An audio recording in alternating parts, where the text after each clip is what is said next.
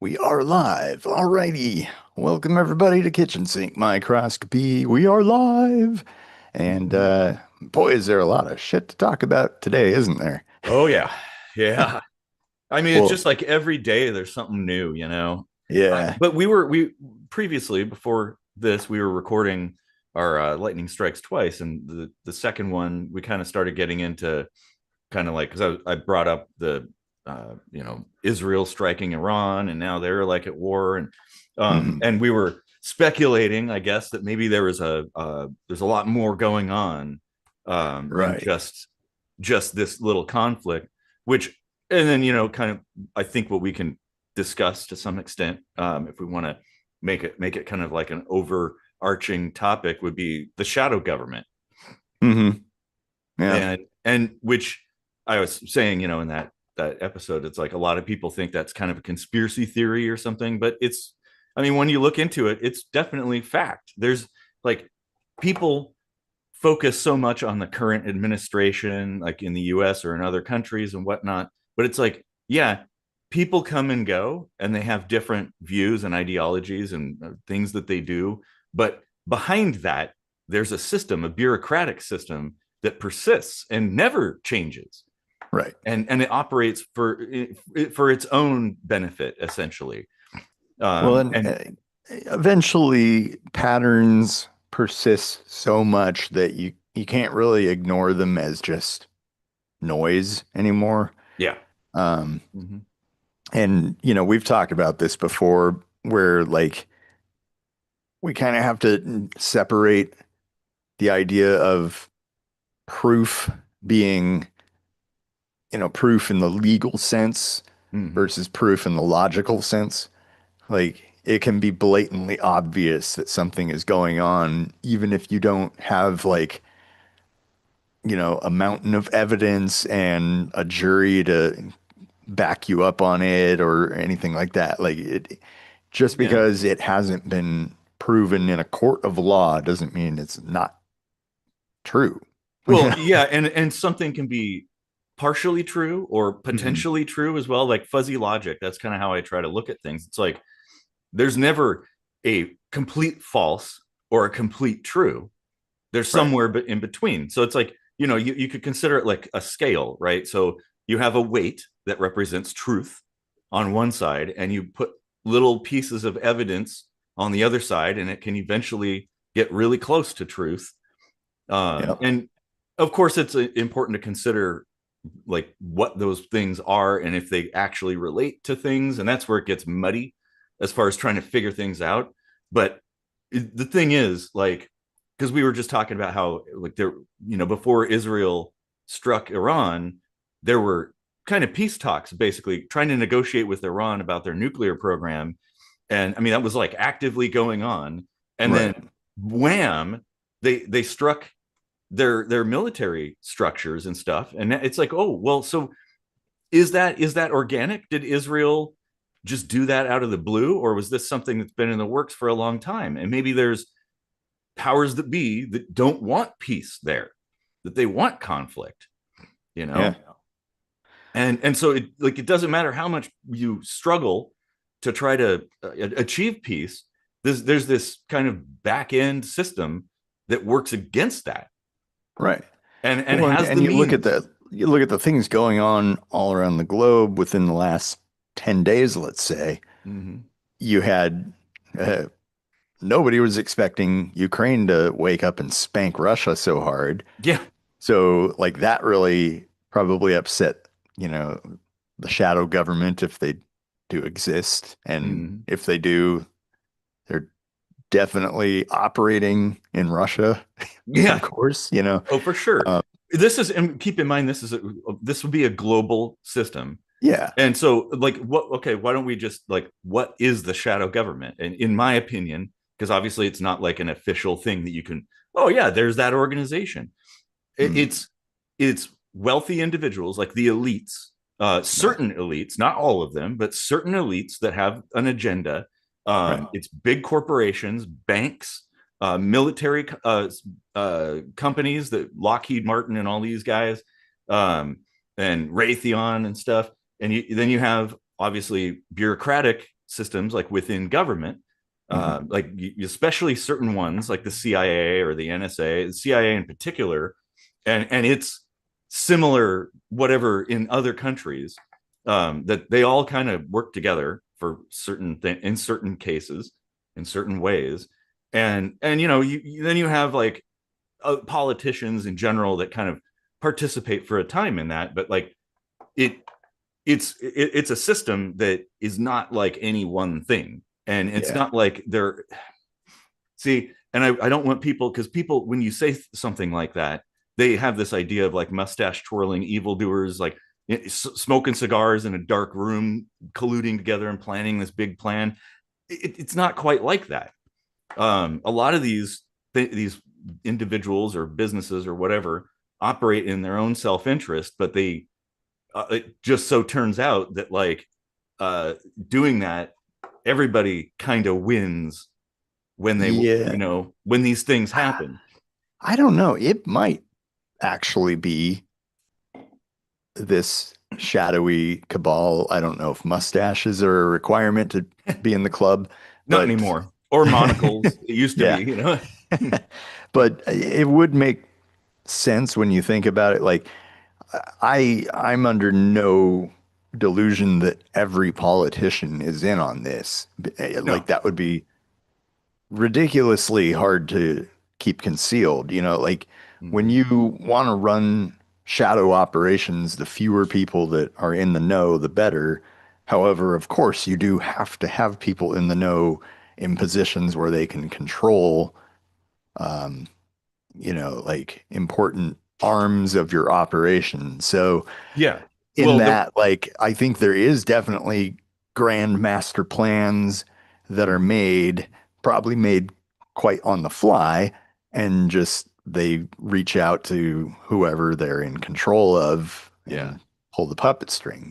Well, and the way they do that, so this is how you keep secrets from getting out. Compartmentalization.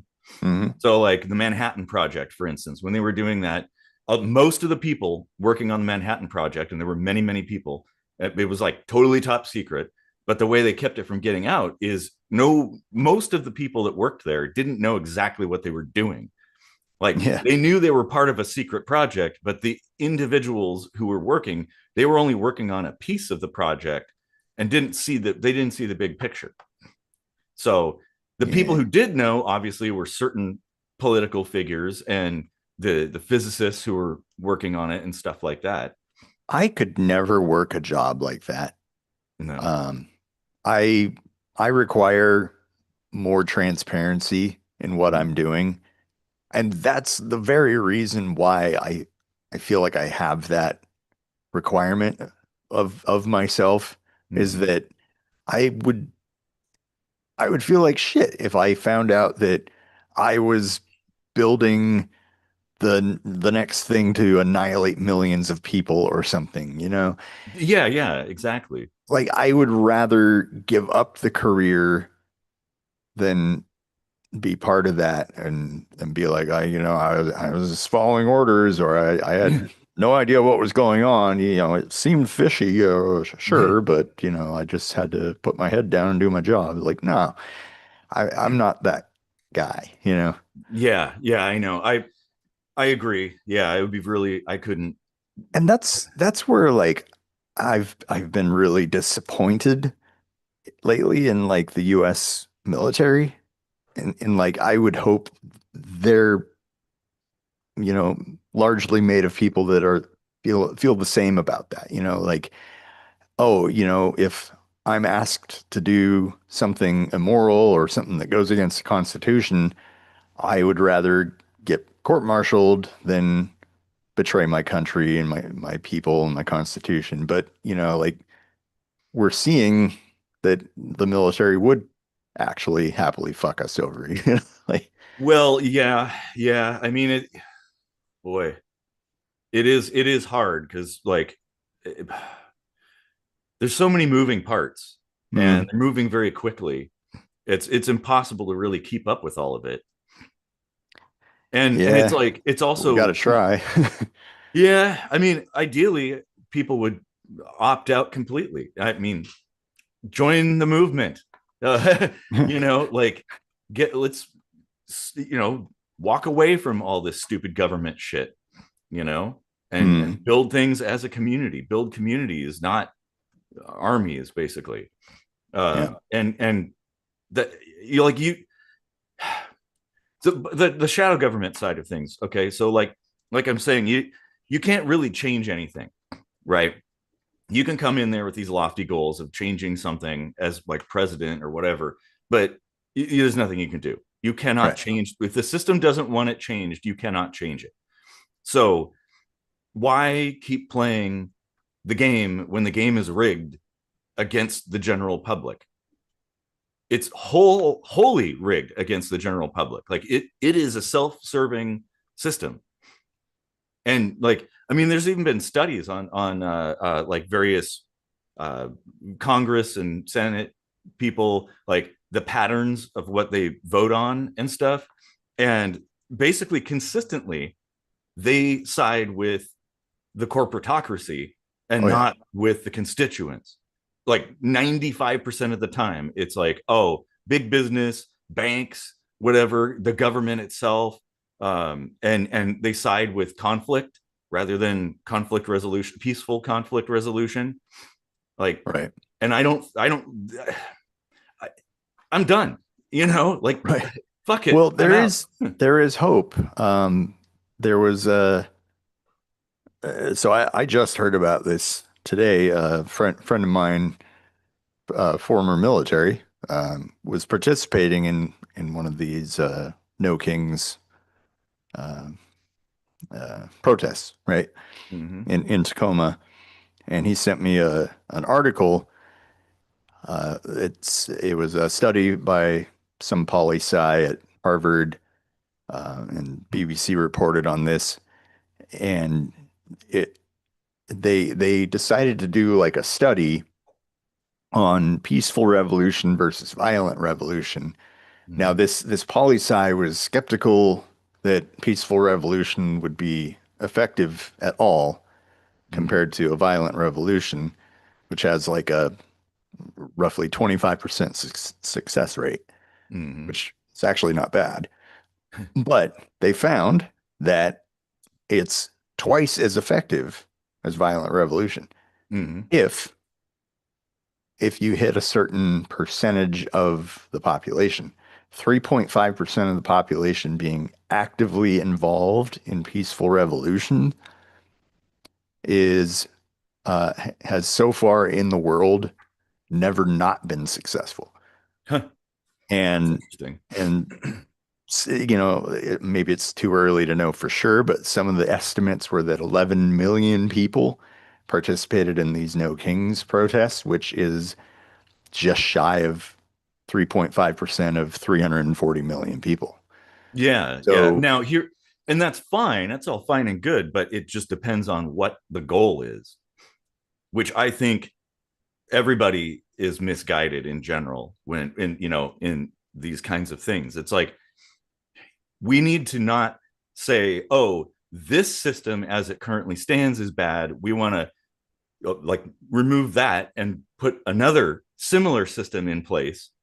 No, no, no. We need to be on the side of like we're going to have no system. That is what yeah. needs to happen. Like because it it's like the corruption. Like there's so much. It goes so deep, and like Well, I agree with you, but I think we talked about this last week. It is possible to have governance without leaders. mhm, I think a system like that is exactly what we need, and it probably could actually benefit quite a bit from things like AI and crypto technology, blockchain, and all that stuff yeah, to assist us in holding ourselves accountable to kind of remove power from any one individual or small group of people. yeah. And if something like that were successful, I think a shadow government would really struggle to get its tendrils in. It absolutely would. Yes, 100%. And I Well, don't and think when that's impossible to do at all, especially when the protests that hit the supposed mark of being like kind of a shoe-in for success is called No Kings. I think like getting people on board with the goal of like thinking about a government with no leaders. You've got a 11 million person think tank, probably more than that really, because when other people see that it's taking hold, they're gonna like be like, oh, you know what? Like that's actually a good idea. I'm on board with that, you know? Like Mhm. that's probably why over a certain threshold these are successful because once they start getting some wins, they get bigger and bigger and bigger teams and Well, but also you run into issues where it can get like contaminated with stuff that doesn't benefit the general public. Like yeah, I mean, it'll it's deviate never going from to be its. perfect, but you know, like Well, yeah. I mean, like I've kind of been paying attention to some of that, and kind of from like what. cancer and chemo. Chemo is real shit, but it does kill the cancer, you know, Well, true, and you're true, still alive for but quite a while, probably, you know. actinium 225 therapy is far more effective because it's like laser focused on the exact, like targeting the exact cancer itself. But anyway, like, and that's, I guess what I'm thinking. It's like, to me, what I'm observing, um, is that it's more, this movement is more focused on just, well, we don't like this thing and we want this thing to go away. There isn't a plan for like anything beyond that, really. It's more That's just where like, kitchen sink microscopy comes in. well, yes, true. And there are movements though. There's a lot of really widely watched and respected people who are kind of like pushing more for kind of what I'm talking about, like the community, like which goes in line with this other movement to an extent.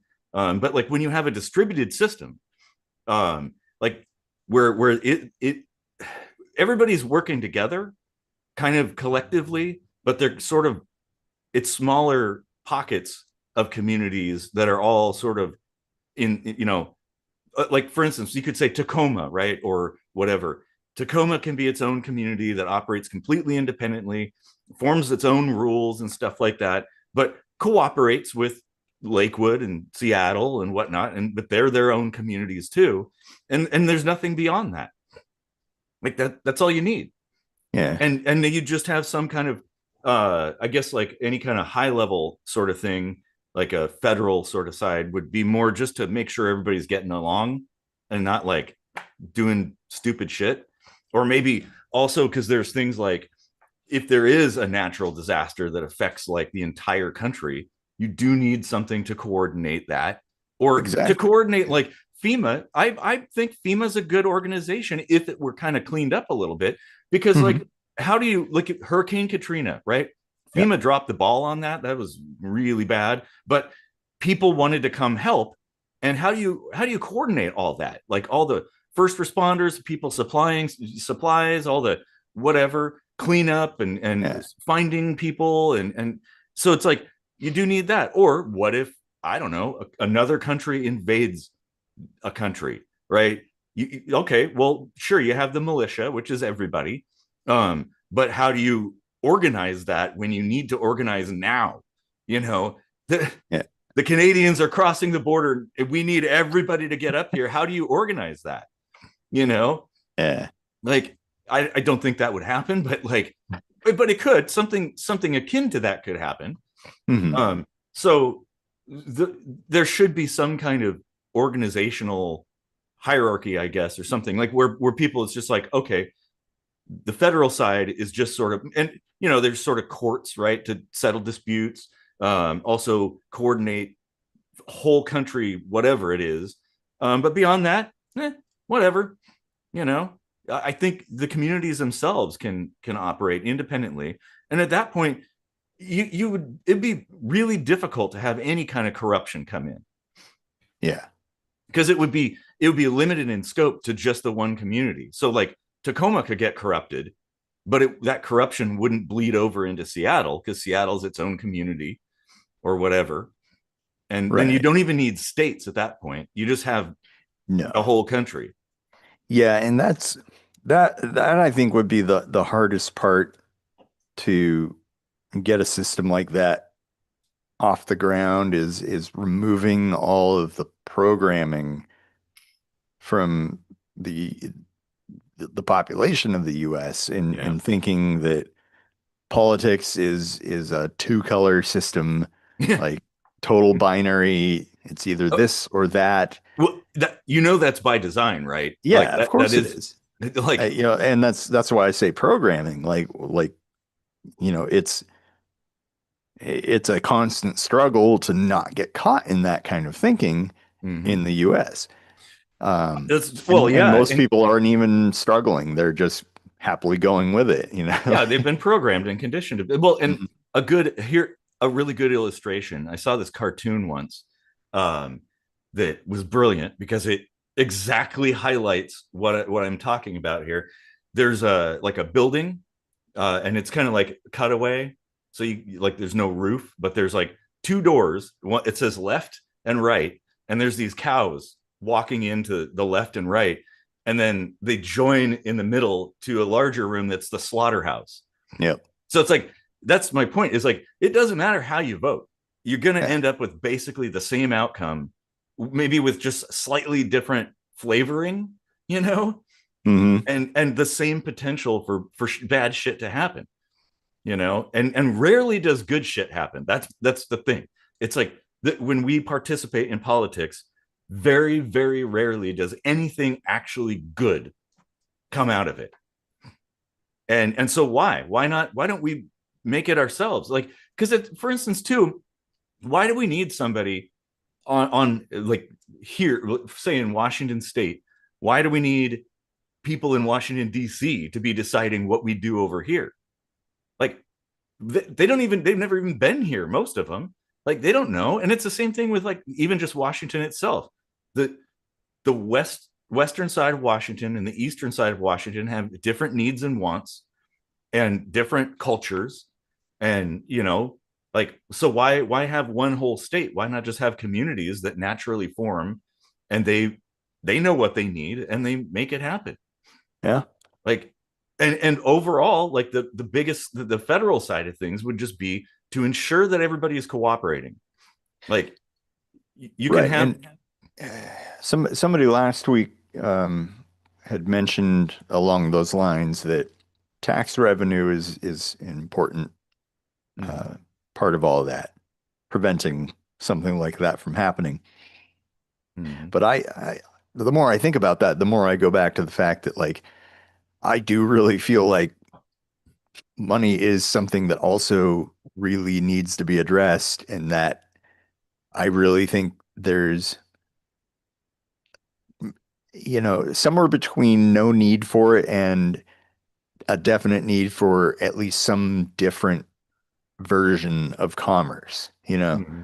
Well, Um, and you could because you can't just flip a switch and be like, oh yeah, no more money. Like even no Star Trek didn't really do that, you know? exactly, yeah. So, you know, like that, I think would have to, or at least should Mm-hmm. happen hand in hand because like what better time to implement changes than when you're just starting over from scratch with everything, Yeah, right? yeah. So, you know, like kind of build things together so that they work together Mm-hmm. and have kind of like a cohesive goal Yeah. so that one's not really working against the other, you know? Well, and like I had mentioned at the end of the lightning not lightning strikes twice about the shadow government, they're playing the long game.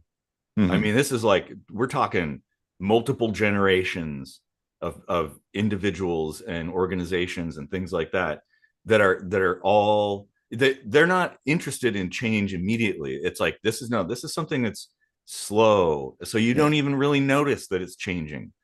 And so, well, why not fight fire with fire? Because I don't Yeah. believe we'd ever be like you had mentioned. There's all this social conditioning and things, and people have they believe certain things about stuff, and they're following the herd essentially.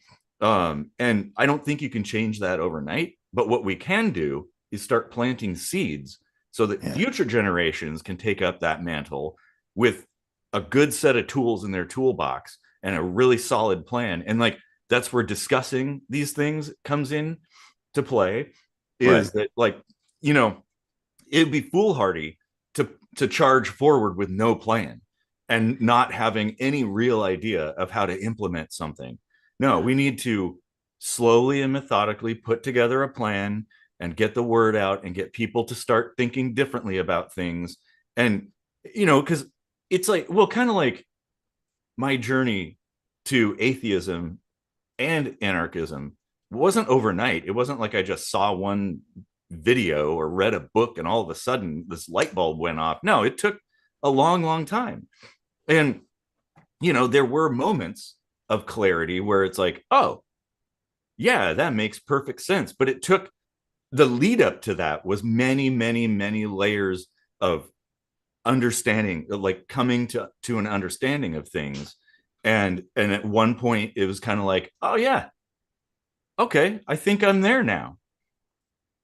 And so that's the thing, like we need to be having discussions with people and coming up with plans, and also raising awareness about a lot of things, I think. I mean, it's very easy to start, I guess, with the idea of just not participating as much as you can, which is what I do.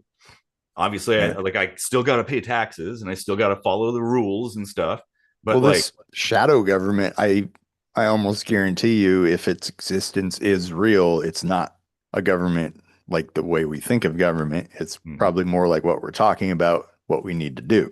yeah, Like, of yeah, course, there's not like an Emperor Palpatine like single-handedly running the show on planet Earth.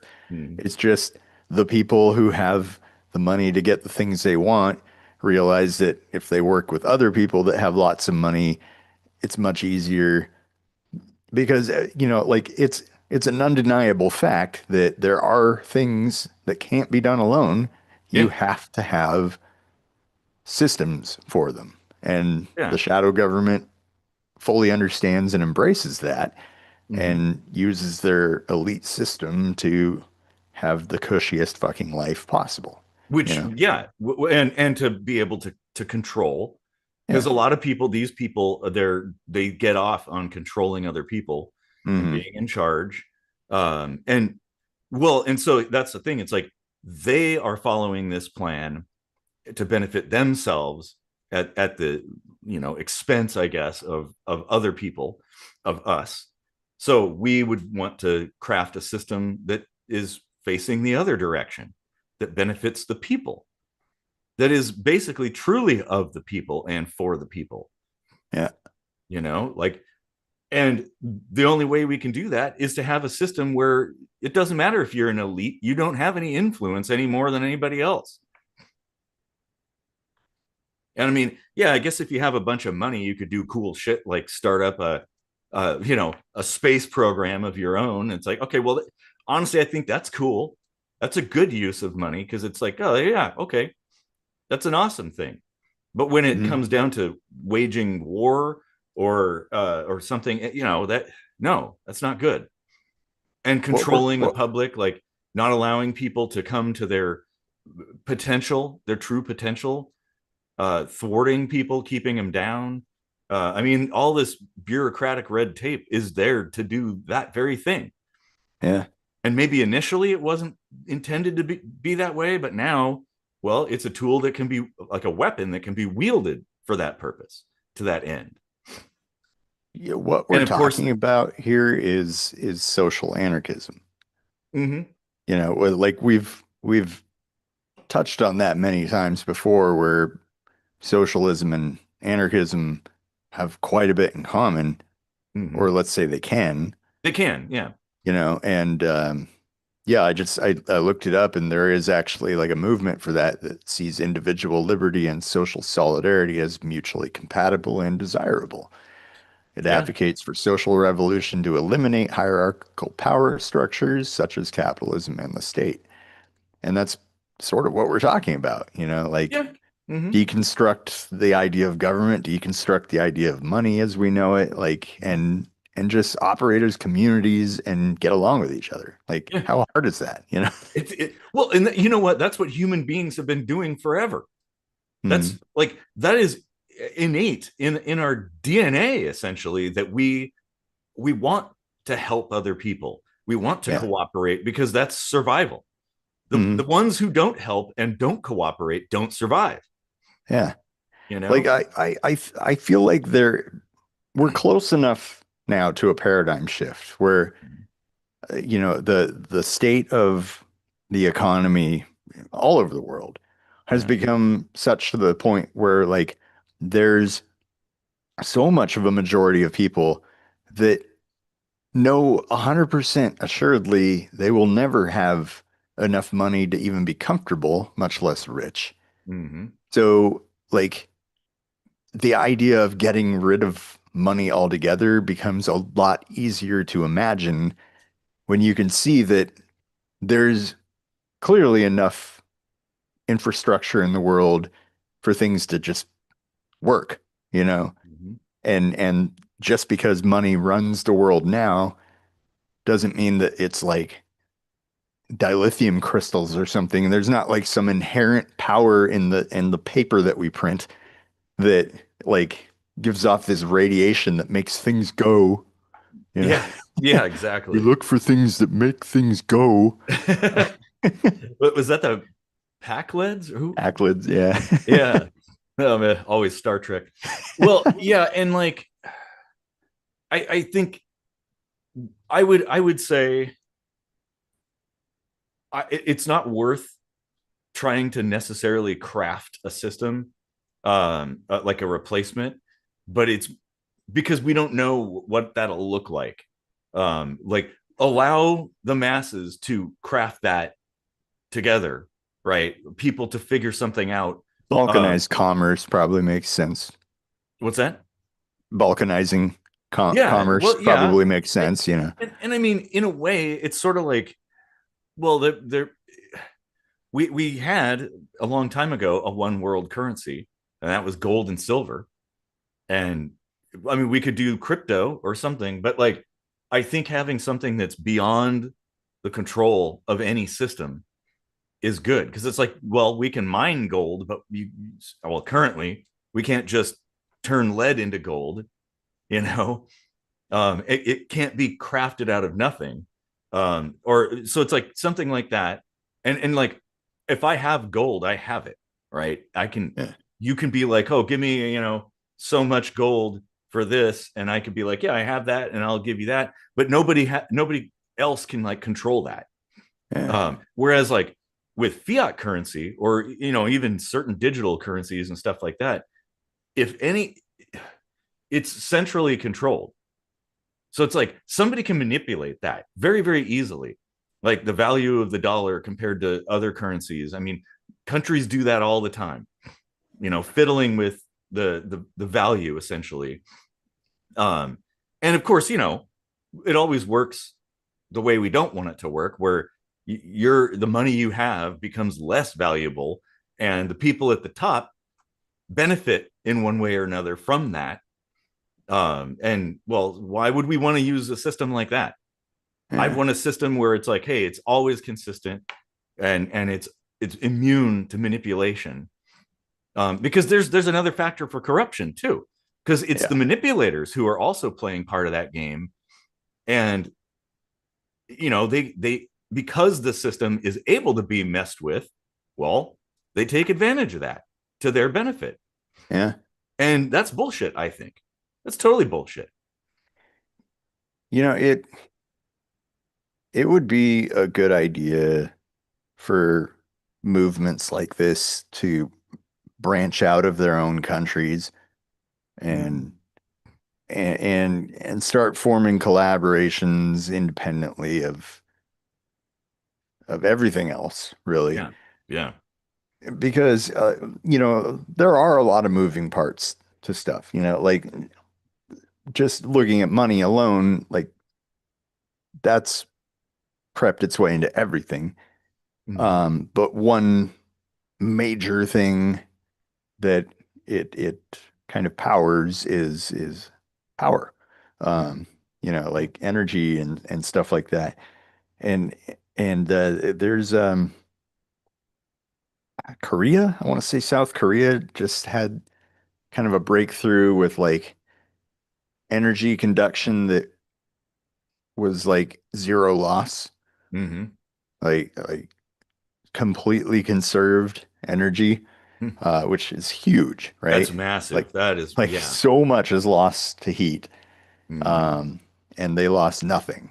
And like, how much of a game changer would that be as far as cost savings? Like, Sure. Well, you and know, this is where a community based system, instead of it being locked down where only, a small group of individuals or a country or a company have access to that, it's like, oh, when you have an open source world, now everybody can take advantage of that revelation.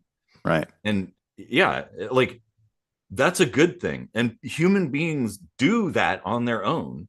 It's just the problem is all this conditioning that people feel like, I mean, if you, most people feel like, oh, this is the only way to do things, the way I've been told, the way I grew up, the way my parents did things, this is the only way. And the system propagandizes people all the time about like, oh my God, if we got rid of that, the whole world, the sky would fall, and it's like, no, it wouldn't.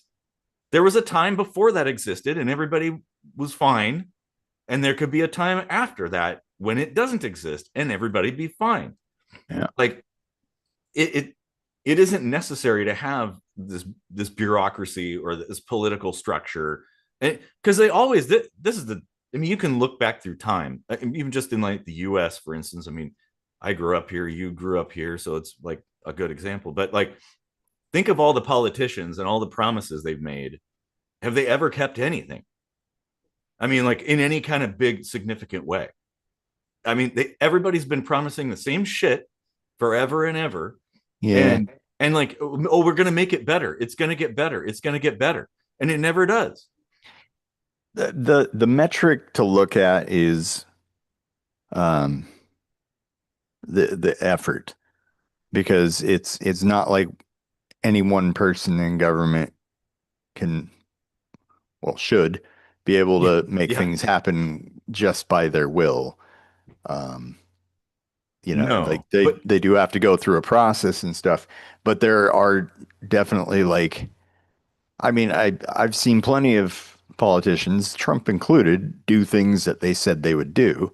mhm. Um, and like Obama and stuff, but Obama also kind of went back on his word on things that he would do, like especially in the second term, it tends to be where they just kind of go rogue, Yeah, um, and do whatever, whether or yeah, not they're getting, co-opted by the shadow government, or they're just selfish or whatever it might be. mhm. Um, that just Well, seems to be kind of the case. Like, it is, it better is. better argument for term limits. Yeah, Okay. especially for like the other like Congress and stuff, Hmm. and the Senate. Hmm. Like, so well, and that's kind of what I was getting at earlier about like the shadow government, that you can't do things that the shadow government, or the bureaucracy doesn't want to happen. Right.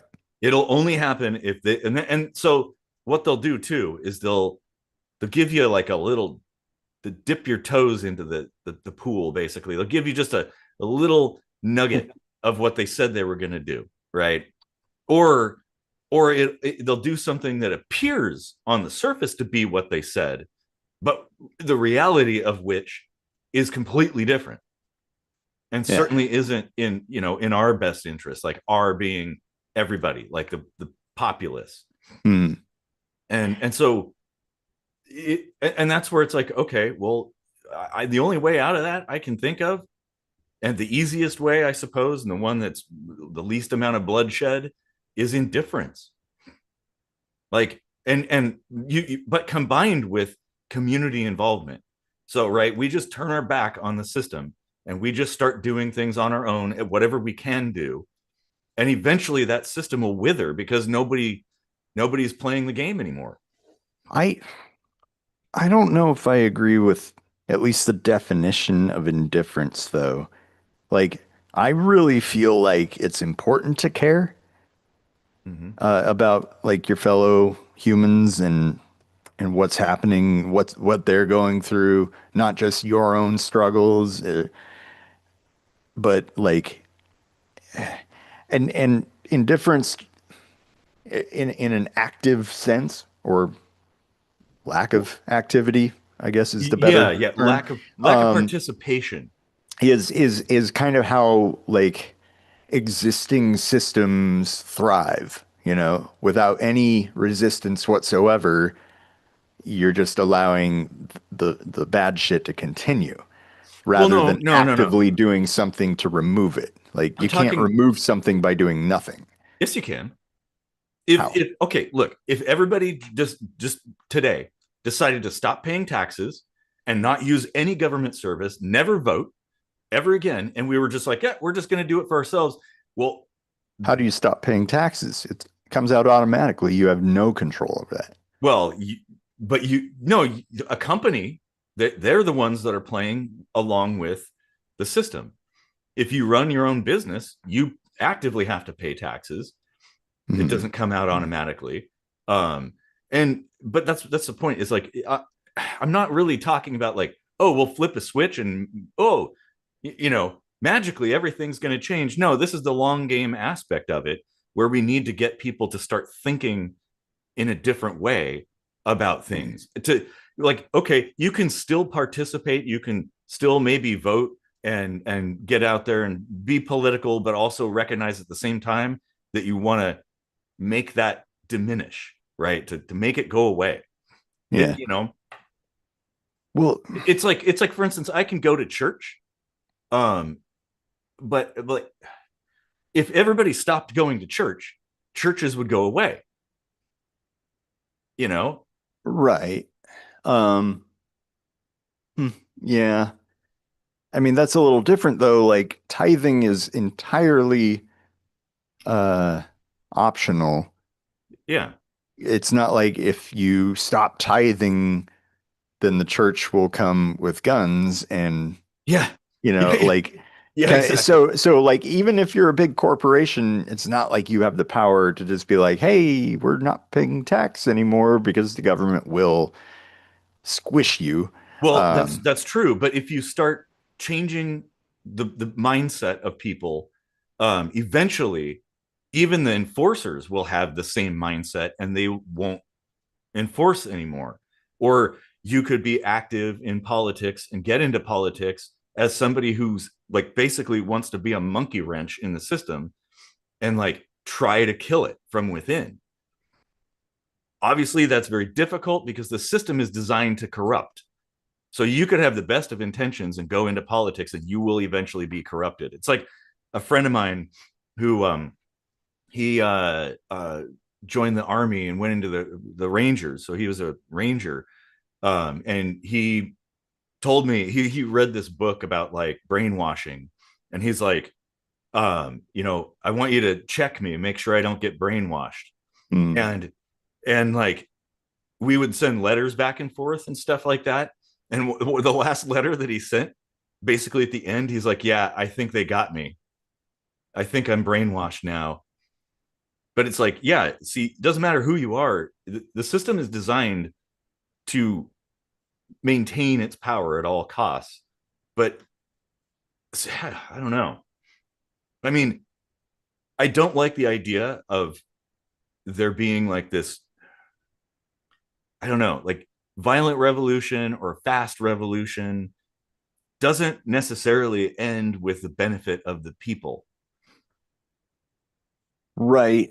Uh, yeah, let's talk about that. I'm actively in the process of putting a link to this BBC article with the Harvard study in the description for Ah, anyone watching. They can read this at their leisure.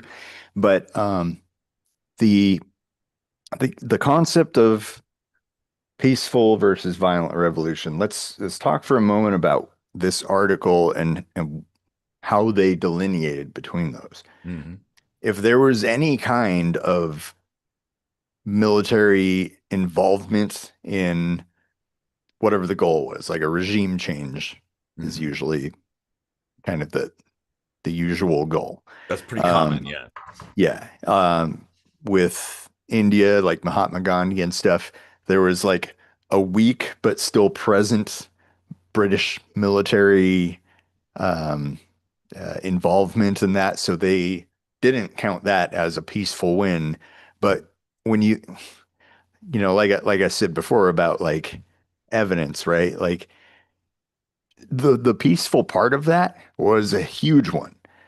So this success rate is probably even stronger than we're, scientifically allowing ourselves to consider it to be.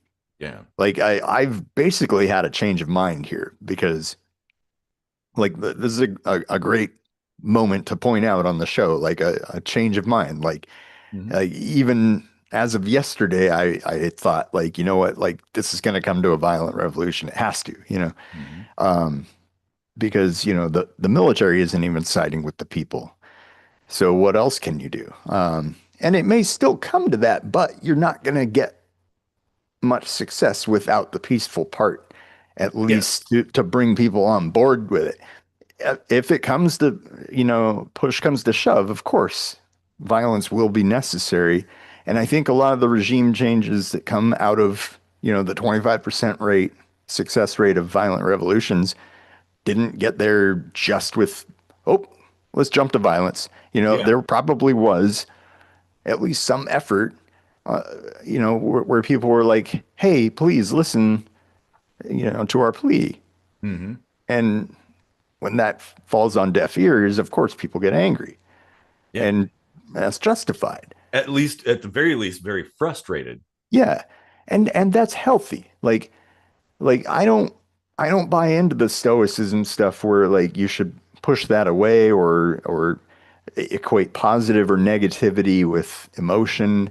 Like if you're angry, it means there's something wrong. There's something not right. Well, I mean, it depends on your perception, of course. Well, Because some people will get angry about certain things and not others, and vice versa. And but and it's it all depends on. cumulative. Well, You yeah, know, but it. the straw that breaks the camel's back could be something really small, and in the moment you're like, "What the fuck?" It's but Like that's people not a get big deal. But they're. But my point is like people get angry about different things, mhm. and so what angers you may not anger me. And maybe I get angry about something or frustrated about something, and you're like, well, why is that even a big deal? You know, and so it's like that's tough to have something like that be coordinated, and uh, I don't know. I just Yeah. don't like the idea of, well, because one of the problems too with movements that are kind of centrally organized is that uh, I I don't know. It's a matter of like very intelligently and logically looking at exactly what is wrong and exactly why, Well, and then come up with a plan of what to do about it. I mean, it's basic troubleshooting essentially. those are two different things, though. Like it's not as complicated as you're making it. The hard part comes after the easy part. The easy part is identifying what's broken. Yeah, That's objective, really. sure, Like, sure. But I'm you saying know, the why is the thing too. Like, what is causing it to be broken? yeah, I mean, you have to look at all of that, but um, it doesn't really do any good to be like, why is there a hole in the boat? We can't plug it until we know why. Like, Well, that's a that's the thing I always find ridiculous about this is like, oh, we have to have more information. No, it's well, like fucking plug the thing well, and no, then figure it out, that's crisis response. That's a little bit different. But of course, in crisis response, the first step is to remain calm. Like begin by remaining calm. Otherwise, you're going to make mistakes. That's the last thing you want is to make mistakes. So start step one, remain calm. Hmm. But like in troubleshooting, yeah, you it my point is like it's important to know the why because how do you fix it? How you fix it is dictated by why in a lot of cases. Because if you think that the cause of a thing is one thing and you go after that, and it turns out that has nothing to do with it, or maybe it goes deeper, there's more factors at play. Well, now you haven't fixed it. You've just spun your wheels doing nothing, maybe even causing damage, um, and you still haven't fixed it. So that the why is absolutely critical, Yeah, yeah. I mean, yeah. and that comes So down to knowledge. You have to study things, essentially, like learn how things work, the, and that kind of thing. the people that are lucky enough to be removed from situations that are causing them pain or anger or frustration, if they're truly people of empathy, they should be allies to those who are angry. They should be helping them. They should be able to objectively recognize, yeah, that person has right to say, you know what, this is wrong, this is fucked up. Because if you look at like the system in America, I say this time and again, everyone can agree it's fucked. Yeah. You know, like it doesn't matter how you define fucked, it's broken, you know? Well, of course, So like but if you that should want be to, like something that everybody can come together on, whether they're pissed off or not. It's yes. something that really shouldn't just be left to stew, you know? No, of course not, for sure. And I mean, there's probably at least dozens of things that everybody can agree are like major problems. Hmm. But my point here is it's really important to know the why, know what the causes are, so you can address those causes. Because it's like the amount of effort required. If, for instance, like, okay, let's say there's something wrong with your car, it's making a weird noise, right? And you're like, you have no idea how cars work. So, but maybe you don't have a mechanic, you just have a book and stuff, and you're like, well, okay, it's making a noise. I guess I'll just replace this thing. And you replace it, and it's still making the noise. So, okay, I'll go replace another thing, and it's still making the noise. And pretty soon, you've spent all this money and time replacing shit you didn't even need to replace, because it turns out it's just this one thing. And if you knew how the machine worked, you'd be able to target that one thing that is at the heart of it all. And I think that But applies the whole to, engine might break down in the time that you're researching that, you know, like well, whereas it's perhaps not entirely useless to do what you were talking about because it's a process of elimination for one thing. it Like, is. okay, changing that did nothing, or changing that did a little bit of something, so maybe I'm on the right track. You Mm-hmm. know, like it can give you more and more information about Well, where the root cause or this this causes this is might true, be. but my point is, like, you can, Scientific method, yeah, basically. yeah, of course, and that's part of troubleshooting as well, which is pretty much the scientific method in a way. Yeah. Um, but like, I guess what I'm getting at is it it isn't, well, for one, it's not that difficult to find out information if you're objectively looking things up, and trying to find actually where your goal is to actually know the truth, like what is the actual truth, regardless of how I feel about things. It's like, well, it's like, kind of, I'm an atheist, but if it turns out that there's something comes up and it's like, oh wow, God actually exists, I'm not going to remain an atheist. I'm going to be like, oh, I Right. guess God's real, or ghosts, or cryptids, or something, like, oh well, maybe Bigfoot actually exists because somebody found Bigfoot. But the thing is, like, with a car, or with the car analogy, which is usually a pretty useful one, I mean, you can do some research, you can ask questions of other people. Um, I mean, hopefully you would be well read and studied enough to be able to reason your way through a problem, because that's part of like the universal troubleshooting process, is that you don't need to know the thing that you're troubleshooting. You just have to be able to follow a particular process to to solve the problem. And so it's like, you don't necessarily have to be totally familiar, intimately familiar with the system to be able to analyze it.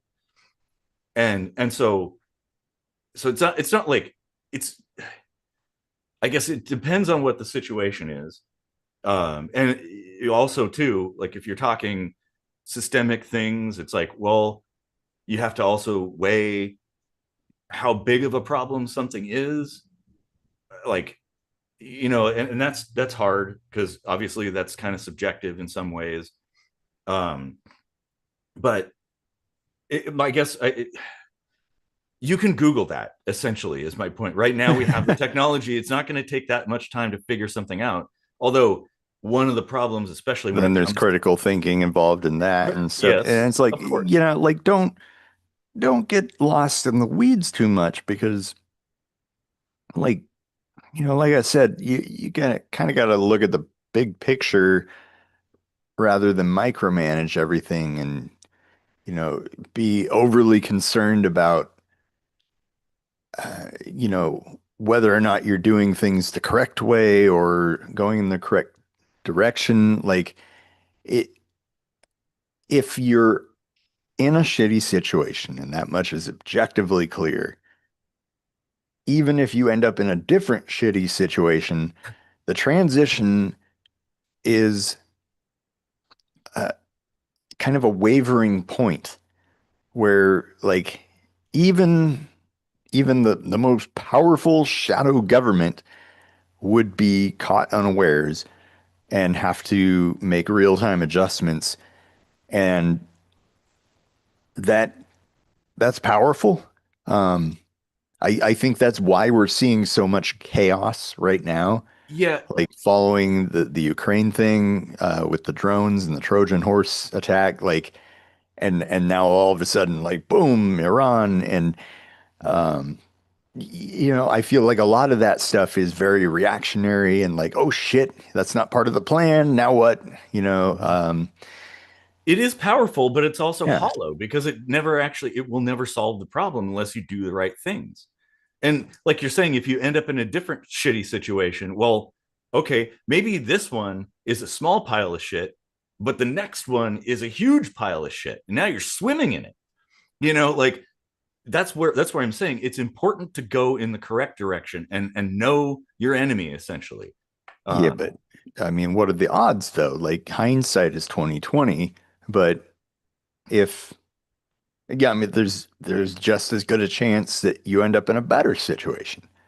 Like yeah. you can't really operate on the fact that like, oh, because it might get worse, however small a risk that might be, I'm just not going to do anything. Oh, well, You know, of course not. But like my point is, it takes effort and time and potential risk to do right? anything like that. And so why not plan plan Yeah, your attack rather than just jump in head first, unaware of like the potential outcome.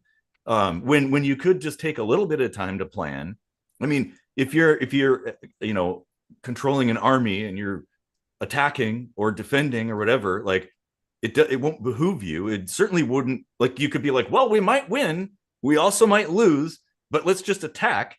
Well, okay, but why don't we just look at the battlefield, look at the situation, analyze the enemy's troops and their gear and then maybe even like observe the way they do things so that we can come up with a way to counter that or take them by surprise or whatever.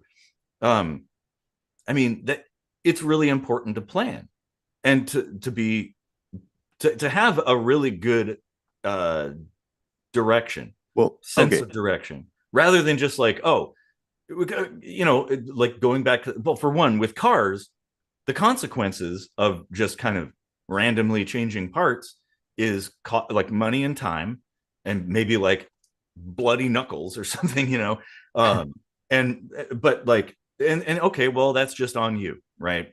But when you're it, talking about social change, that's much bigger than just a car, and that affects everybody. well, yeah, the car analogy does not work with systems like we're talking about because it's a great analogy with just two minor drawbacks. And that would be that trying to have such a sophisticated goal with so many people all working toward that one very specific goal Mhm. is literally impossible. Um, Yeah, like, how would you organize that?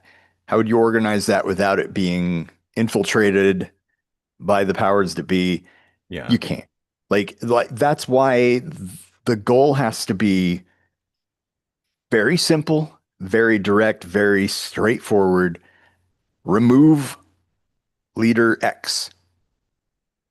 Then Well, we figure out the next steps from there. But Like, But you have a system that is built around having leader X or Y being there. I So know who, because what will happen is now somebody else will take JD that Vance place. steps up, right? Like, Yeah, that's or how whatever, it would happen, you know? Yeah. Like, And so it's like, well, that's kind of pointless, isn't it? well, no, not necessarily, because you don't know what happens then. Like, JD Vance used to be a Democrat. All of a sudden, he's like, after talking shit about Trump, he's now Trump's vice president. Do you Mm-hmm. think this guy is like somebody who isn't easily swayed? Like, if he all of a sudden falls into a system of power or, a place of power after his predecessor was just removed by a clear majority of people who are pissed off with the way things were going, do you think he's going to be like, all right, we're going to keep doing things the way Trump was doing it? Well, I Probably think not. wouldn't it be better to have to work towards uh cracking the system that allows any one person to do like why would you want to Of live course it would be, but it would be like a futile effort no it wouldn't comparatively. no you could affect change quite well by enough people being involved in something I mean, to here's the get thing something to that can change. happen simultaneously. It doesn't have to be either or. This doesn't have to be binary. It doesn't have to be like, oh, let's just remove leader X or let's just sit and think of a plan and try to find a way to make hundreds of millions of people come together on it. It can actually kind of like all come together in one movement, Well, you like get in enough real people. time. Here's the thing: you get enough minds working on something, and it doesn't take that much time to come up with something. Like you've seen the like Reddit or 4chan effect of where a bunch of random people online like solve crimes and locate somebody or a missing person or solve a mystery in record time. Something that maybe people have been struggling with for decades, and someone posts something and like 100 people come in But and who you committed know, the crime? huh? Who committed the crime that they solved? One, Well, maybe two people. well, no, you know, but I'm saying like solving, coming up with an answer is my point. Yeah. They do that all the time, and But my it's like point is like the problem that you're focused on isn't masterminded by one person. Like there's a team of people that have a lot more power and sway to get their tendrils into things and kind of squash efforts like that before they even get off the ground. mhm. And that's definitely happening. Yeah. I don't know. I mean, I think Like it's this. not like it's a complete futile effort and it shouldn't be worked toward, but I think it has to be worked toward in the long game. Like they play the long game, you have to play the long game too. You can't take a long game goal and then plan to have it be like a surgical strike. You No, have but to have you have to have a surgical strike be like take a tumor out, not cure the entire disease at once, you know? yes, and but the point is, you have your long game, and then every action you take has to follow that long game. Yeah. That's the point. It's like there has to be some kind of structure, some plan in place before anything happens, and you got to like basically pass it through that filter. Is like, oh, is this part of that strategy? If not, Well, don't do it yet. Put it on the shelf. If it is, go ahead and and but be see, the fact that methodical. you and I talk about this stuff Mm-hmm. on this show and we bounce ideas back and forth and Mm-hmm. we occasionally get input from viewers and what we effectively build is a think tank. Mm-hmm. Like people like you and me should actually be actively involved in like kind of leading a charge on this so that once actual change is beginning to take place, we have a voice that can be heard Mm-hmm. by many and say, look, now we're making some progress. This is the direction we think things should be going. Mm-hmm. Keep the conversation open. Of Like, hey, course, yeah. what does everybody think about that? Well, and And yeah, involve the community. I think all things should be like yeah, crowdsourced, essentially. it's like, I don't disagree with what you're saying, but it's just that like we kind of have to blend the plans Hmm. into one thing because like either one on their own is of course haphazard Hmm. and will fail in one way or the other, even if they make some progress, like Yeah. some incremental progress. Like the two coming together is really what you need to make a real effectual change. Yeah. Yeah. Well, and it's also, I think, probably a good idea to analyze things and ask the question, is this what they wanted all along? Like, if Yeah. your own actions, is that part of the plan? Like, they're doing this so that you go and do the thing they want you to do for some reason, right? Like, that, are you just a patsy? Is that something to ask as well? Because that is certainly part of the shadow government. Dude, it's, I feel like that's a bit of a stretch. well, it can be Just though. like the geographical reach of such a machination Mm-hmm. would be so like I mean you'd have to be God, right? Yeah. To make that like not just your end goal, but something that actually plays out the way you want it to play out. Mm-hmm. Way too many moving parts for that to be true, I think. Perhaps. I meet that idea with a lot of skepticism. Well, no, Um, but I'm saying it happens. big It has stuff happened. like country versus country. Yeah. Well, no, internal revolutions and things that like the CIA, just look at their playbook over the course of the last like half century or more. Um, like so many things that have happened are things that are the product of the seeds that they planted in various places, and they Yeah. wanted that to happen so that they can come in and do the things they want to do that they wouldn't otherwise be able to do.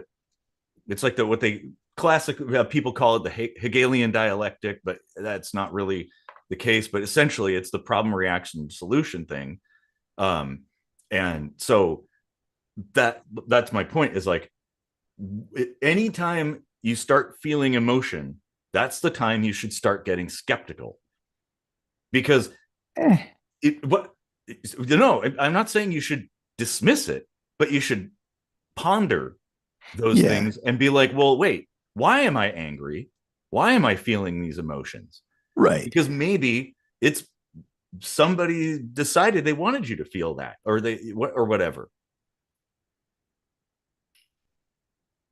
And yes, I Uh, understand sometimes a cigar is just a cigar, but sometimes it's not. You know, it's like, yeah. Yeah, I mean, like definitely think about like what the source of the direct source of the anger is, like if it's a news story, okay, but if it's like your own personal experience in life, like like how likely is it that the shadow government chose you and constructed things so that you would lose your job and your dog would die and blah blah blah. Like all oh yeah, these yeah, yeah. things come together, No, no, like no. I'm not talking about like the tinfoil hat, like, oh, they're out there watching me, that kind of thing. Like, nah, you're probably not that important as an individual Hmm. to even be worth the effort of the system. But yeah, well, and see, it doesn't even have to be the shadow government.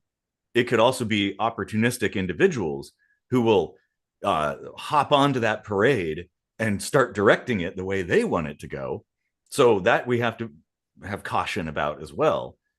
And that happens all the time. I mean, look at any of the major things that have happened somewhat recently, like Occupy Wall Street or whatever that, the Tea Party, like though they got co-opted by people who had their own agenda that was completely separate from the original plan, and maybe it could, of course, you didn't see, you saw that those went nowhere, but they were gaining a lot of momentum, and then all of a sudden, poof, they fizzled out.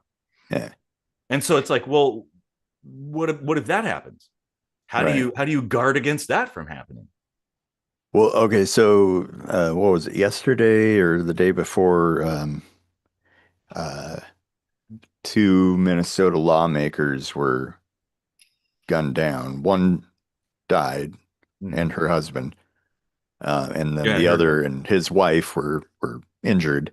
Yeah. Um, but there was instantly conspiracy theories going Mm-hmm. on both sides of the fence there. Like Yeah. I saw, people saying like, oh, well, now in Minnesota, the Democratic majority is no longer there in the lawmaking system. Um, Mm-hmm. so so it was definitely the Republicans.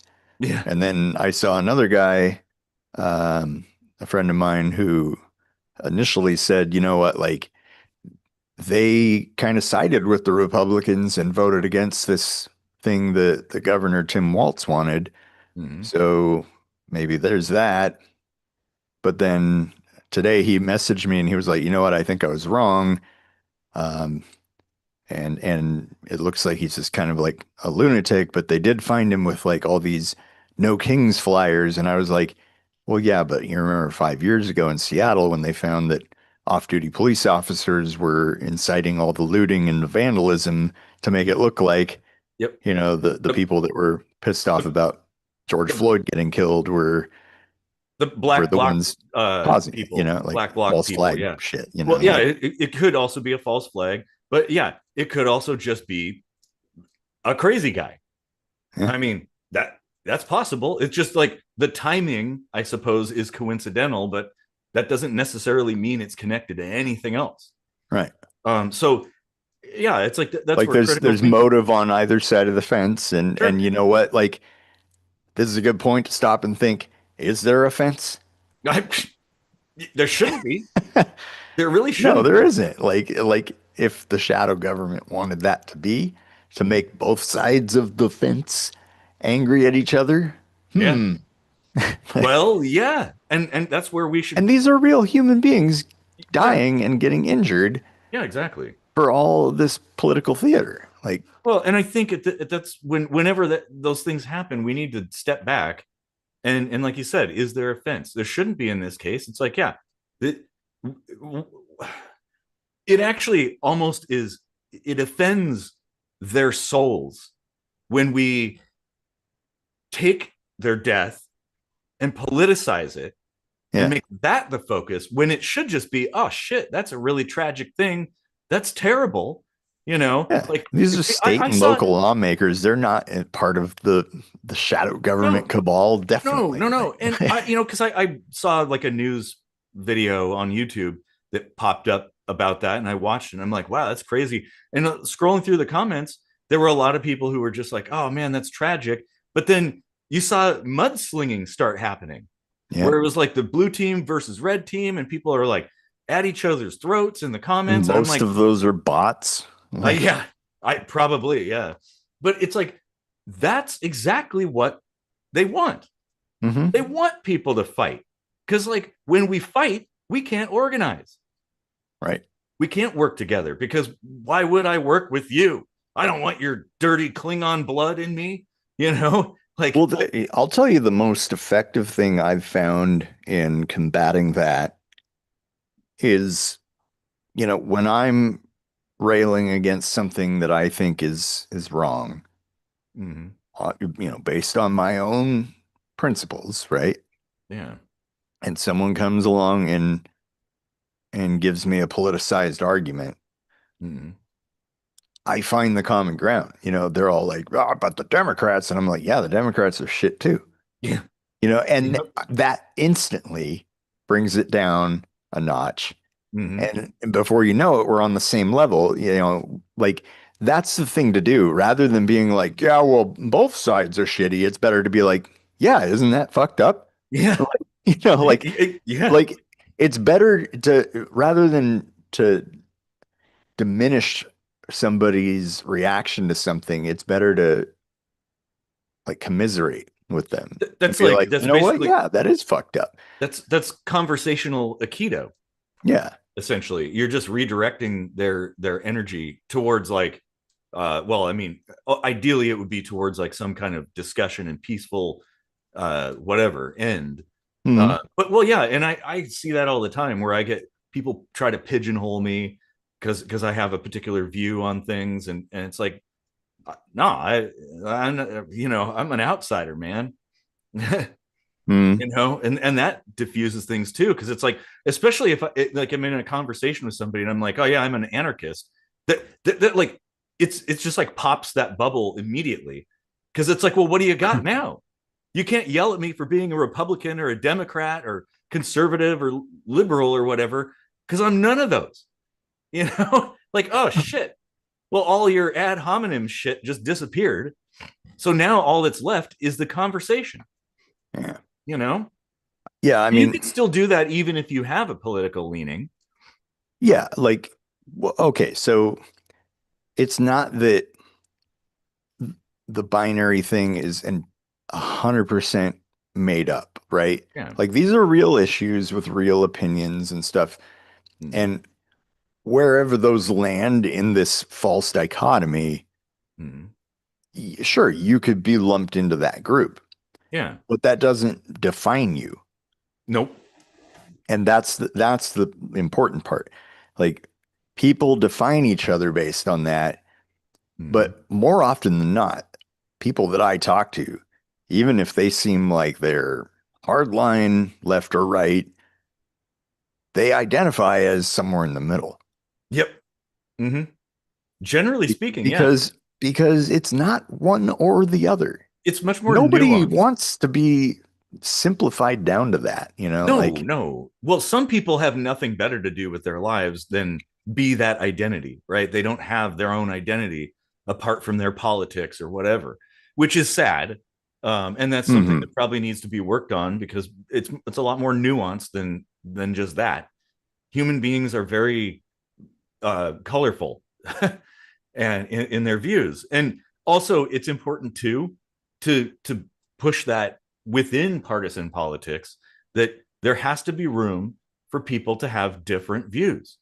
Like, maybe you largely are side with a lot of the Democrat philosophy, but maybe there's a few things that you disagree with, but there's that you'll be ostracized if you express those views, and that's wrong. Yeah. Or if you're a Republican, it's like, hey, there's room for that, and there ought to be, because people aren't like hive minds necessarily, and but that's a huge problem, because also too, along with that comes what I've seen as sort of like a dehumanization, to where the other side, which, well, whatever it might be, is viewed as not human. Like, they're just a bunch of automatons or something. Like, it's just like they've got a human face, but inside they're a robot or whatever. So they're not like an actual human being. And that's, well, you want Hitler, well, that's how you get Hitler. Essentially, dehumanization is such a huge problem, and because it also too, it prevents people from opening up to discussion, and Yeah. that's something that's needed more than anything, is people to open up and start talking about things, and even if you disagree, to discuss those disagreements and why and stuff, and find out, because it's like, many people who have views on things don't just simply have that view because they're part of a club. They have reasons for it. I mean, everything that I believe, I can walk back logically to some kind of origin point. And it's not like I just believe it because that's what I'm expected to believe or something. Right. um I can like justify what I believe with logical arguments and pieces of evidence or whatever. um and so, because it's like, you see this all the time in the atheist versus religion discussions, like Christians and stuff, where like they don't actually have an answer. They just say, oh, it's in the Bible, or it's God, or whatever. And it's like, that's not a sufficient answer. you know Yeah. like, you need more than that. And And that's then what I'm in the saying. in the reverse direction, it's never a sufficient answer to say like, you know what, just because we don't have the answer yet doesn't mean we won't have a scientific explanation for it someday. Mhm. Yeah, That's not good enough for a religious person to take it at face value either. So that's true. Yeah, because in their mind, the answer is God. yeah. And so if you don't have an answer, then it's probable Yeah. that it's God. Yeah. Why are you waiting for science? This book says. Yeah. Um, Yep. well, I And mean, it it's doesn't say anything about that because that didn't exist back then. But when I interpret it, it definitely says this. Yeah. mhm. Well, and that's where it's like, even if you're an atheist, it's important. And many atheists that I know, they don't disbelieve in God. They don't say, oh, there definitely is no God. They're just saying, so far, there's not enough evidence to support God existing. So they're like still open to God potentially existing. It's just the odds are pretty slim. Mm, And yeah, and that's really important I mean, that's a critical thinking kind of thing. And that I think everybody should be in that mindset at all times about everything. right. I remember early on in the show, we did you interviewed me about atheism, Yeah. and a friend of the show commented maybe to you privately. I can't Yeah. remember I think so. Yeah. that I'm not a real atheist because I said, well, maybe there could be a God. I just operate as if there isn't one. I Yeah. was like, well, what more do you want of me? Like, I would be a complete idiot to say that there's definitely no God because I would be saying that without evidence to which is no to the different than point, you know, like, which is no different than what the religious people do. yeah, It's like, it's all it is a null hypothesis. yep. It's like, okay, um, if this is true and that is true, there would be a God. If not, null hypothesis is true. Hmm. There is no God. You Yeah. just operate on that, but Hmm. the null hypothesis is such that someday it could be proven wrong. Well, what it is, the null hypothesis is not confirmation of inexistence. Right. It's just Think of it like basically, acquittal. It's not the same as innocent. yes, yeah. Yeah. It basically is just essentially nullifying a particular proposition. Right. Yeah. So you could say, This yep, hypothesis was wrong. So for the moment, we go with this assumption. exactly, which That's is all it is. the scientific way. Yeah. And yeah, because you can't just say, oh, Like, yeah, gravity, by the way, operates on a null hypothesis. true. You Yeah. know, like, We call it a force, but it may not be a force. It's like there's, yeah, and that's okay. It's okay to live in like ambiguity, I think. mhm. That's fine as long as you're logical about it and honest about it Yeah, and still open. some of these things we'll probably never have definitive answers for. Hmm. So what are we supposed to do? You know, like continue with the fairy tale explanation of things, or go with what the evidence is pointing to? You know? Exactly. Yeah. That's I agree. And see, this actually is connected Yeah, as always. And I love our path of discussion, how we kind of touch on so many different things that are all sort of connected to the initial talking point. Yeah, it's but and that's yeah, I think, well, and in analyzing things, that we need to do it in that way. I think, and not get carried away with myths and uh like just conjecture, and or whatever, like just what somebody says. And again, there's that statement, like extraordinary statements require extraordinary proof, you know? yep, So it's like the more outlandish something is, well, okay, that seems crazy. Like yeah. I think I'm going to need a little more evidence before I start believing that to be possible or not possible. I've That even seen too. situations where both sides of an argument think that the other one is making the more outlandish statement. Yep. So it's Yeah. like, then what? You know? Well, you might need like third party intervention at that point, somebody who's not immersed in that discussion to look Yeah. at the 2 points and weigh them. But that's really hard because how do you have, like, there's so many things that are polarized and things you don't really, rarely is there a neutral party.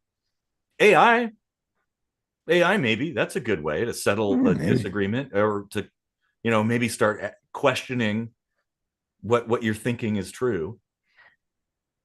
I I do approach AI with some measure of skepticism still because there are people programming it. I feel like it would be a, a necessity to have constant scientific study into the objectivity Mhm. of each, at least main player in the AI realm. That this is very true. Yeah, because they can easily manipulate things, and of Yeah, course, we have to keep in mind when it comes to AI looking at the world around us, it's been trained with whatever information is available out there, and yeah, maybe it has incomplete information or false information. How many times has AI said, like, oh, you know for stomach health it's important to eat rocks or something like that.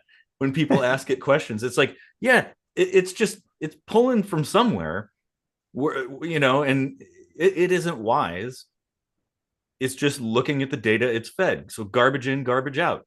Classic programming saying, Um, and so, well, yeah, but now there's these movements to like purposely poison AI huh, what for? with um so like Mm-hmm. artworks and music works. I haven't looked into how they exactly plan to do this, but they want to kind of uh, feed in a bunch of garbage or something so that any AI produced art or music is just total crap or like totally ridiculous. I don't really understand. Like, I think eventually we should do an episode with maybe have Rachel on because she's a painter Mm-hmm. and get her perspective on this whole thing about like the idea of AI like co-opting art. Like Mm-hmm. as far as I can tell, they aren't grabbing entire pieces and then calling them their own. They're just deriving from Yes. other works. Well, And it's how you train. I mean, see, and I've gotten in discussions with artists about this very thing, and this does kind of apply to what we're talking about with AI. Um, and some people have said, "Oh, yeah, it made like an exact thing of something that I did." And well, while that may be true, that isn't how AI works. It isn't like doing a Google search and looking at your shit and like lifting it and slapping it down as its own. It's been trained in various things. Like when I took art classes, especially in college, um, we were. I took a painting class, right? And I just struggled with this because I had developed my own kind of style, and I had to kind of break that, which was really hard. But the teacher was wanting us to, like, okay, this for this week or whatever, we're going to paint in this style. And so we would look at like a bunch of artists who painted in a style, or we'd like learn a particular artist's way of painting and then kind of replicate that. And yeah, that's how you learn. That is, so it's like that's how humans learn. Like, you don't just come out suddenly an artist. A lot of right. people like begin by tracing and then coloring, and then they'll start copying a design or whatever, and eventually they'll kind of work it in, like it'll get worked into their own way of doing things. And that's how everybody learns, and that is how AI learns. So yeah, I think like when you're talking people who are currently alive today, it might be good to kind of lock that down to where you can't say, oh, make me a song in the style of Ed Sheeran or something like that, But if it was somebody from the past, like, oh, how about a Beethoven song, something that sounds like Beethoven's work, or something that looks like Picasso. That's okay because that's a long time ago. They're not going to be harmed by it. They're dead, you know. Remember in Star Trek: The Next Generation when I forget what episode this was, but Data was rehearsing for a violin concert or something, Mm-hmm. and he was like, "Yeah, I'm basing my performance on these three pieces as they were performed by these three artists." And so it's like he had very specific examples, which he was just emulating verbatim, but like a blend of the three Yeah, verbatim. So like it really becomes a new thing at that point. it does. Yes, And absolutely. and even back then, before AI was even like something that was being talked about, Yeah, that was like something Star Trek touched on. I know. I know. They're so And ahead of their time. yeah, and and I never once thought, oh, that's a fucking ripoff. You know, Mhm. like Well, and if anything, it's you more could, like a cover or yeah, something, you know? a cover is because it's performed by I mean, different all people. classical music performances are cover songs. Covers, Let's yes. let's be Mhm. clear about that. Like, Yes, absolutely. Well, it's you could talk about that with like appropriation in music or whatever, sampling. Like how many rap songs and techno songs and stuff like that pulled samples from things and then slapped a beat or a rap or whatever on top of it. Like, yeah, that's a new work. Yes, it's using pieces of other people's things, but it's a new work yeah. fashioned from. It's kind of like when you take a magazine and you cut things out and then you glue them all down to create a new thing, a collage or something. Same thing. Like, yeah, okay, you didn't take those photographs, you didn't draw the drawings, but you assembled them in a new way. You know what's disturbing is these streaming services are really trying to crack down on AI generated music.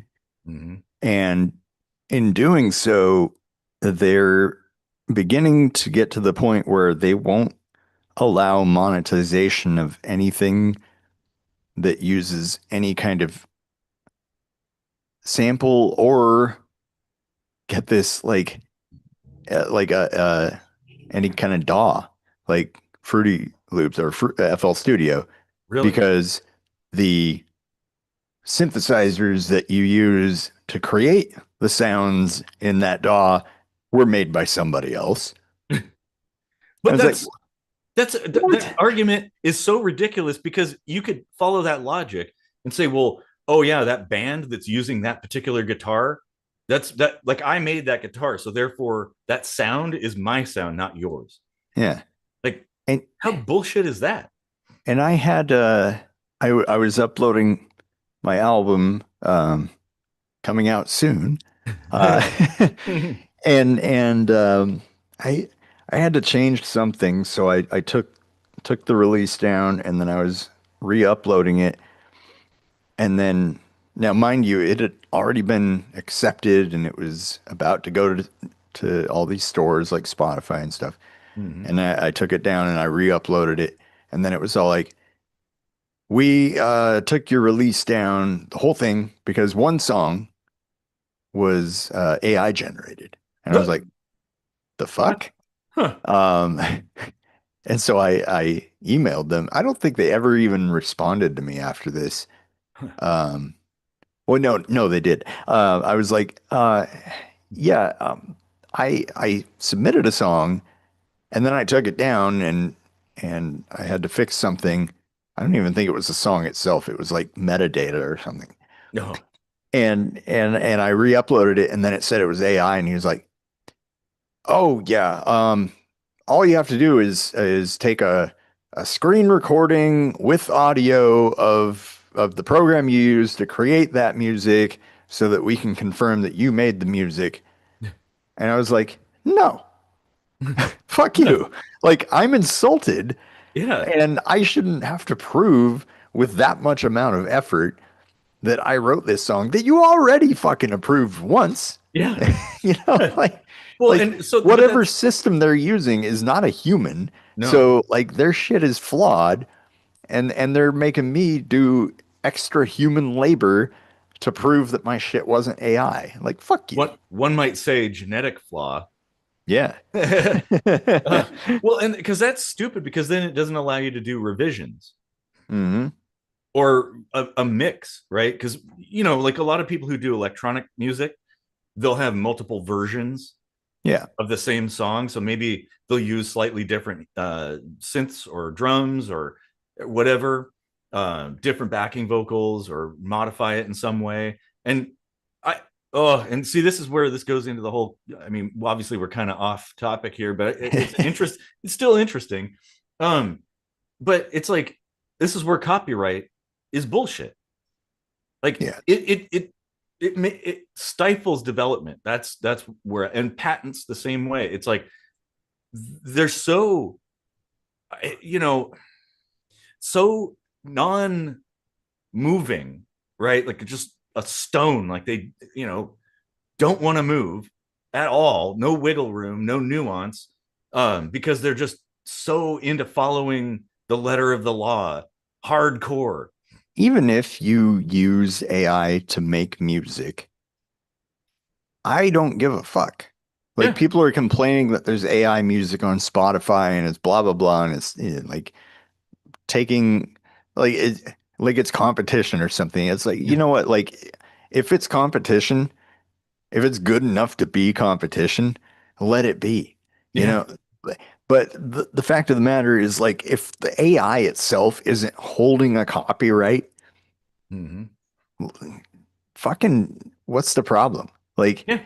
if if I uploaded AI made music and it was straight up copying a copyrighted song, yeah, of Mm-hmm. course you would take that down. And I Yeah. would be like, okay, I got caught.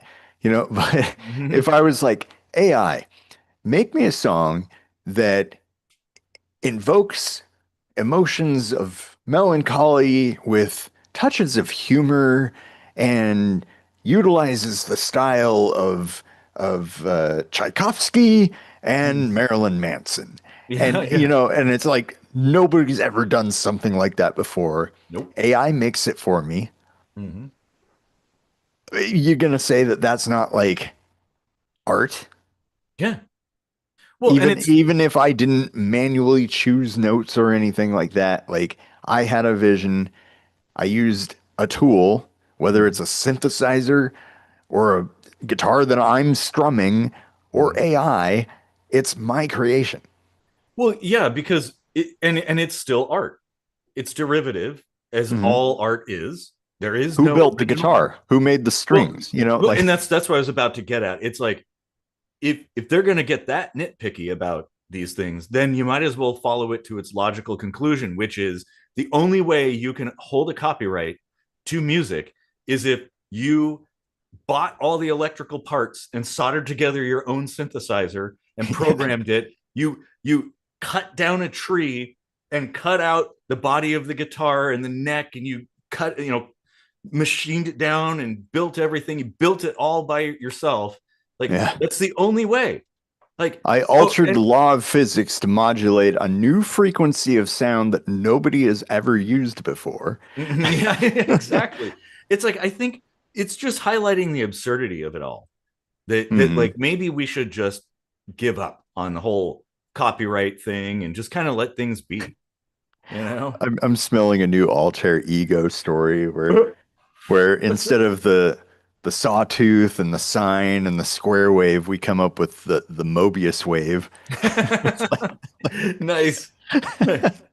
That's yeah, we need to do more of those stories. like You know what we need actually is this would be fun. If we could probably go onto Fiverr maybe and find somebody who does voice work, and we give them the story and have them read it. So it's like, and we just always go to them. So it's like, this one person that always reads out these stories or something, like either as a bedtime story or as like somebody on the news. We could probably have AI do that too, actually, but yeah. that'd be Well, hilarious. I did on this album, I did utilize AI to create voices of alternate like bit characters Mm-hmm. because it's a concept album and there's like little skits here and there. Yeah.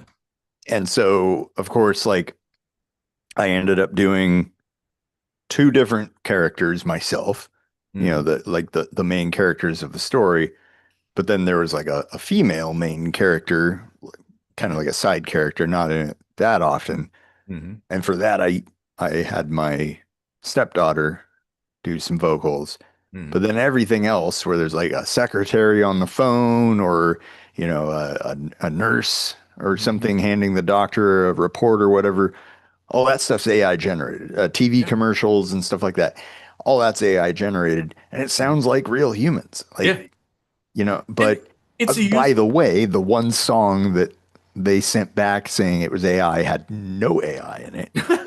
Just making that clear. That's irony The right the there. ones that did have AI, they were like, okay, yeah, sounds Yeah, fine. yeah. Off you go. So That's that tells you hilarious. enough right there. Like, That is hilarious.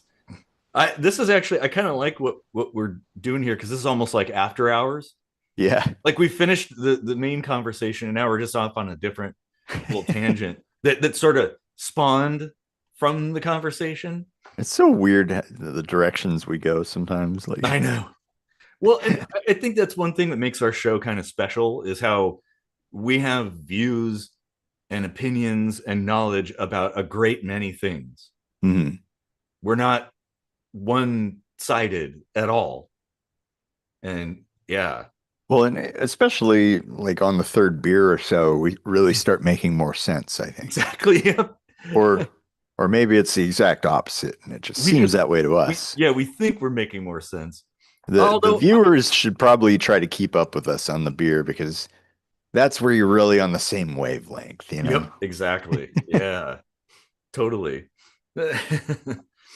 Oh I man. wonder which season my liver will give out.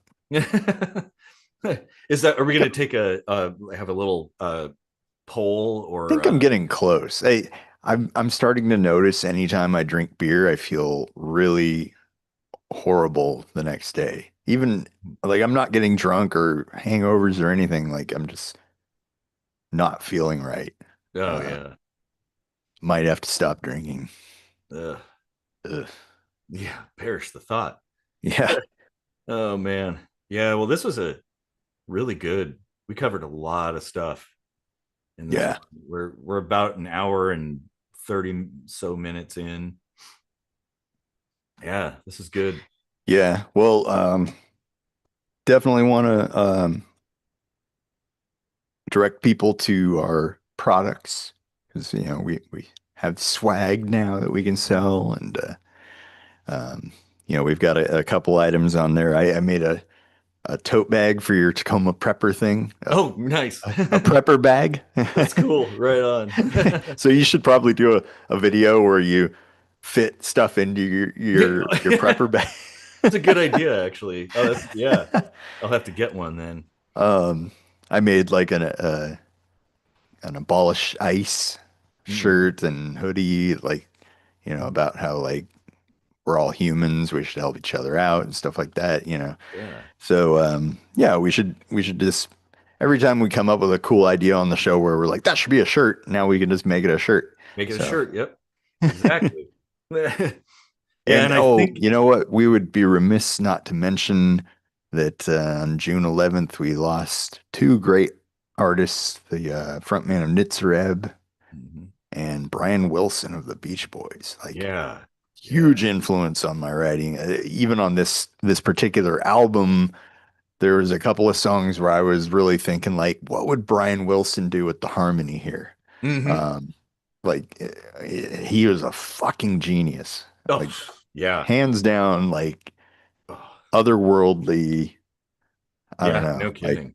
yeah, I am really glad I got to see him live Oh, nice. um, about 5, 6 years ago. Hmm.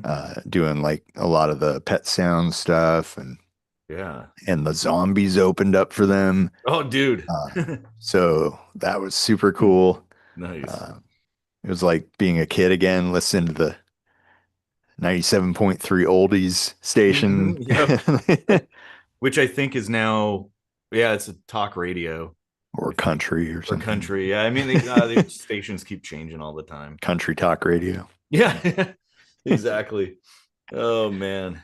Yeah, well, I don't know. We didn't really have any comments, but after the fact, You can always leave comments down below and tell us what Yep. you think. Any ideas? Tell us what we got right, got wrong, whatever.